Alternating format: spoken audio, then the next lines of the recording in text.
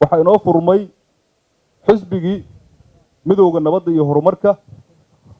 oo mar hore ama kal hore sanadkii hore ee lasoo dhaafay 2018 dastuurkiisii iyo arrimihiisii iyo xafladiisii dhammaystay waxaa galabta oo bishu ay tahay 5 nasiib wanaag aan u helnay in la daah furo xaruntii dhexe ee xisbiga marka macnaheedu waxa weeye xisbigan wuxuu diyaar u yahay sida magaciisa buu yahay midowga nabadda iyo horumarka leeyahay si uu u midayn lahaa ummadda Soomaaliyeed ee la sii kala dirayo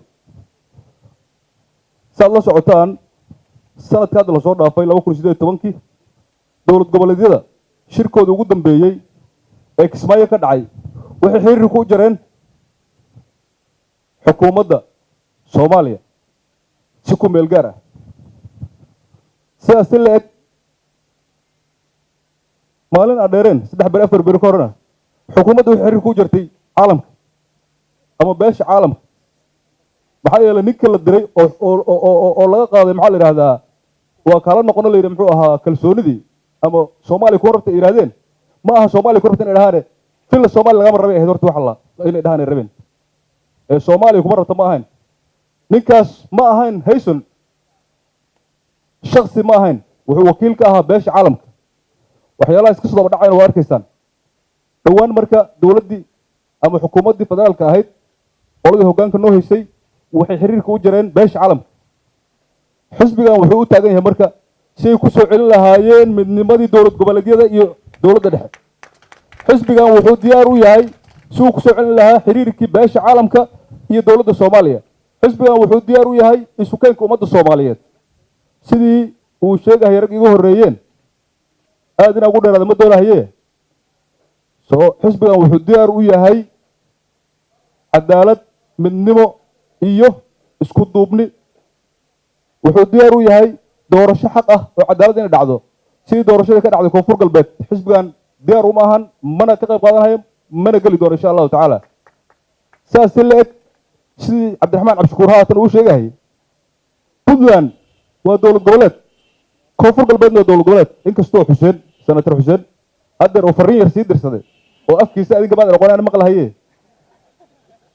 insha Allah in aad ku dheeraad ma doonahaye waxaan xisbigan galabta dadka ka soo qayb galay ee sharafta badan ee marti sharafka ah oo isugu jira mas'uuliyiinta oo dhan wuxuu xisbigan u diyaar garoobay isu keenkii ummadda Soomaaliyeed marka ummadda Soomaaliyeed meel kastoo joogto ha iska deyso war xumo tashiilka iska deyso ha iska deyso dad qabiil ah meel ku shirahay iska deyso dad qabiil gooni ah baa meel isku urursan iska deyso waad arkaysaa mar umaleyn hadda dadka meesha taagnaa dhamaan ninku qabiil ah kuma jirin waa Soomaaliya bay ka koobnaayeen Puntland Galmudug Hirshabeelle Koonfur Galbeed Jubbaland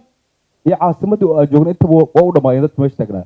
marka xisbigan waa xisbiga midowga iyo horumarka ummadda Soomaaliyeed waay aad iyo aad baan salaamahay inaan ku dheeraad ma doonayo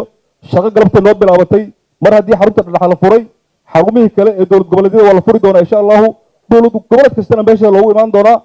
gobolka Banaadir waxaan filayaa inuu hadda ninka odaga ahaa ee Madaale la baxay Madaale inuu joono maleena arkay Madaale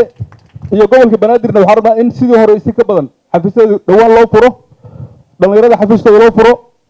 ururka muxuu ahaa haweenka loo furo oo xisbiga waxaan sheegay dhamaan aad iyo aad baad u mahadsantihiin wassalaamu calaykum waraxmatullaahi wabarakaatuh